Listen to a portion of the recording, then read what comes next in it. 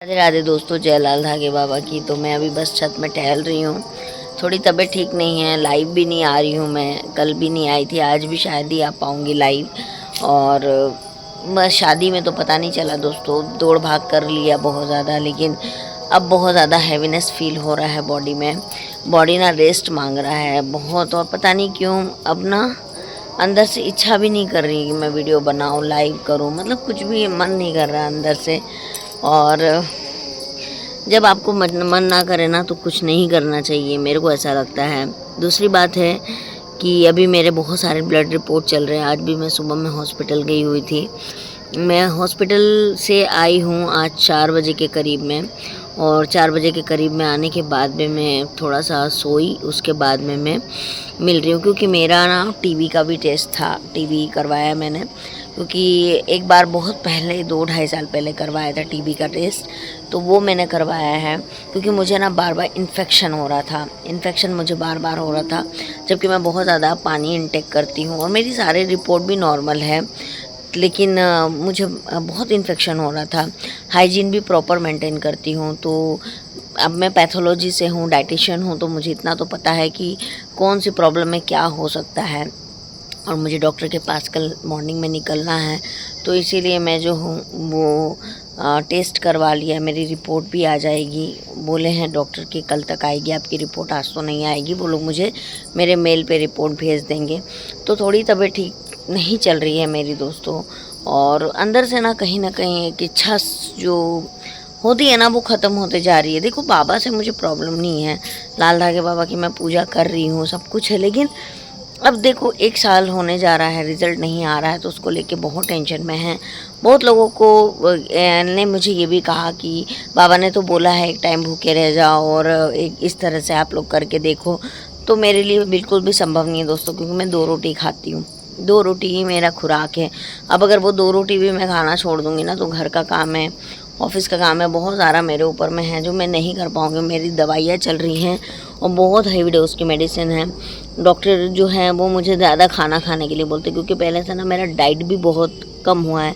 आज भी मैं आप लोगों को इस वीडियो में ना कुछ चीज़ें दिखाना, समझाना चाहूँगी। देखो, अगर आपका सडन ना स्लीपिंग साइकिल बढ़ गया है, मतलब सोने का साइकिल आपका बढ़ गया है या बहुत कम हो गया है, तो ये ना बहुत चिंतादायक बात होती है। क्योंकि ये मेंटल ट्रॉमा का तरफ ये इशारा करता है, मेंटल स्ट्रेस की तरफ इशारा करता है।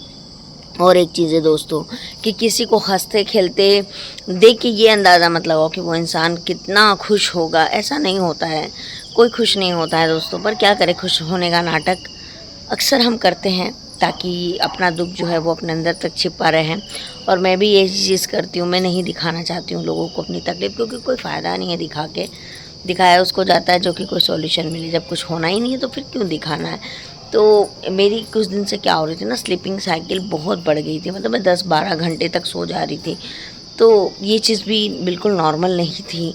उठने का मन ही नहीं कर रहा था। जैसे कि अगर आपको थायराइड बढ़ गया, या आपकी बॉडी में शुगर लेवल बढ़ गया है ना, या आपकी बॉडी में सडन हार्मोन चेंजेस होने लगते हैं, तो आपको इस तरीके से होता है। या फिर आप बहुत ज़्यादा एंजाइटी, डिप्रेशन है, किसी बात को लेके आपके मन में वो चीज़ बैठ चुकी है, आप बहुत ज़्यादा सोच रहे हैं, तो आपको ऐसा हो सकता है।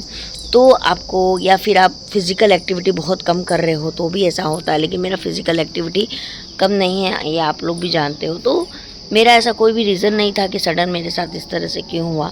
लेकिन मुझे लगा कि मुझे एक बार पूरा मेडिकल चेकअप करवाना चाहिए। तो आपने देखा कि बीच में भी मैंने अपना अल्ट्रासाउंड फॉलिकल स्टडी वगैरह करवाया था, जिसकी रिपोर्ट नॉर्मल आई। लेकिन टीबी करवाया मैंने, थायराइड का करवाया है, तो थायराइड की भी रिपोर्ट मेरी नॉर्मल आई है। अब टीबी का करवा लिया है मैंने, क्योंकि इन्फेक्शन मुझे बहुत ज़्यादा हो रहा था। और अगर आपको भी इन्फेक्शन बहुत ज़्यादा होता, बार बार हो जा रहा है, जबकि आप हाइजीन मेंटेन कर रहे हैं, पीरियड के समय पेड से भी हमको होता है ये प्रॉब्लम दोस्तों। क्योंकि अगर हम पेड जो है वो अगर चेंज नहीं करते हैं हर 2-3 घंटे में, तो भी हमको हाइजीन इशू हो जाती है। तो आप जो है पेड वगैरह भी चेंज करते रहिए। तो देखो, मैं जितना जानती थी सब कर रही थी, तो मुझे कोई रीज़न समझ में नहीं आया कि भाई मेरे को बार बार इन्फेक्शन क्यों हो रहा है, बार बार इन्फेक्शन क्यों हो रहा है। और एक चीज़ और बोलूँगी कि आपके यूट्रस के जो बाल होते हैं, हेयर होते हैं, उसको हमेशा क्लीन रखें, उसको साफ़ रखें, बिकॉज़ ऑफ उसमें हम जब वॉशरूम जाते हैं, टॉयलेट जाते हैं, तो उसमें वॉशरूम की कुछ बूंदें रह जाती है और आपको पता है कि उसमें बहुत सारे ऐसे केमिकल्स होते हैं, हमारे यूरिन में पास होता है, जो कि जलन पैदा करती है, इन्फेक्शन पैदा करती है।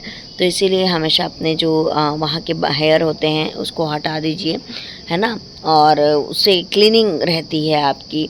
और पीरियड में भी पेड चेंज करते रहिए। तो जितना मुझे पता था कराया, लेकिन फिर भी मुझे राहत नहीं मिला।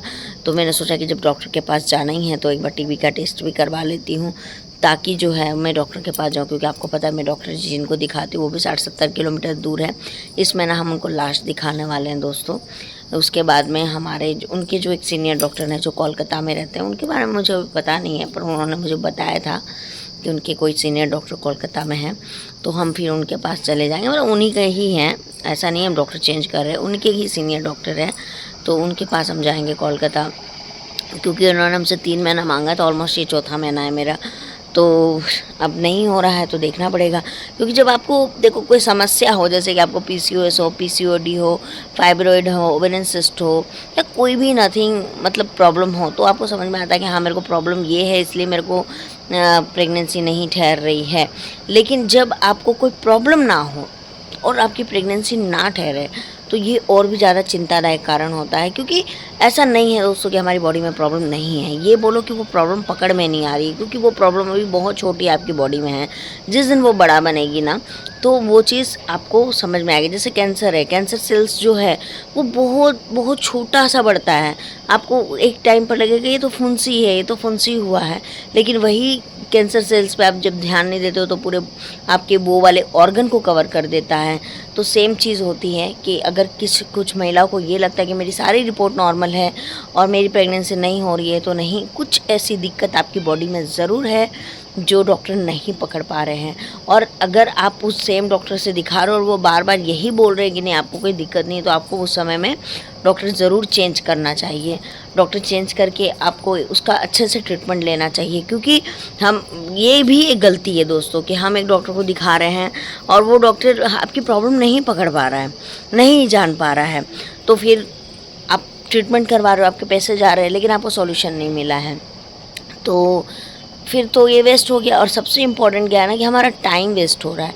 अब जैसे कि इरेगुलर पीरियड्स, हर एक महिला, मतलब मेरे को लगता है कि 100 में मुझे लगता है 90% फीमेल्स को या तो इरेगुलर पीरियड है, या उनको बहुत हैवी पीरियड आ रहा है, या पीरियड में उनको थक्के गिर रहे हैं, हेयर फॉल हो रहा है, बहुत ज़्यादा एक्ने हो रहा है, पिगमेंटेशन हो रहा है। और ये जो आप मेरा वीडियो देख रहे हो ना, ये मैं नॉन फिल्टर बना रही हूँ, इसीलिए मैं नॉन फिल्टर बना रही हूँ, कोई फ़िल्टर नहीं लगाऊंगी, कुछ इसमें नहीं करूँगी, ताकि आप लोगों को पता चले कि देखिए मेरे चेहरे पे बिल्कुल भी आपको दाग नहीं दिख रहे। दैट मीन्स कि मुझे पीसीओएस पीसीओडी की समस्या नहीं है।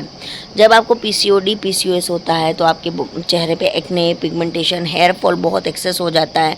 एंजाइटी अगर आपको होती है, डिप्रेशन अगर आपको होता है, तो भी हेयर फॉल बहुत बढ़ जाता है। और मेरे को ऐसा होता था और उस वक्त तो मुझे टेंशन हो गई थी कि कहीं मुझे पीसीओएस तो नहीं है, लेकिन ऐसा फाइब्रॉइड में भी होता है ना।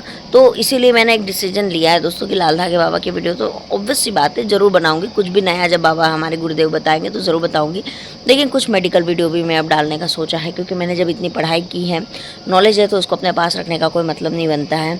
आप लोगों के साथ शेयर करूँगी ये नॉलेज, ताकि आप लोगों के काम आ सके और आप एक अच्छे से अच्छे गायनेकोलॉजिस्ट के पास जाके अपना ट्रीटमेंट करवा सकें, जिससे कि आपकी प्रेगनेंसी नेचुरल तरीके से रह सके, है ना। और कुछ हमारे जमशेदपुर के बहुत अच्छे अच्छे डॉक्टर हैं जिनसे मैंने बात की है फॉर द कि आप मेरे चैनल पर आके लोगों को बताइए गायनेकोलॉजिस्ट के हिसाब से, तो वो लोग भी मैं बातचीत कर रही हूँ। तो हो सकता है कि आने वाले टाइम में आपको परामर्श मेरे चैनल पर ही मिलेगा। तो बस यही अपडेट है मेरी लाइफ की दोस्तों। मैं मिलती हूँ आप लोगों से एक नए वीडियो में, तब तक के लिए राधे राधे, जय लाल धागे बाबा की।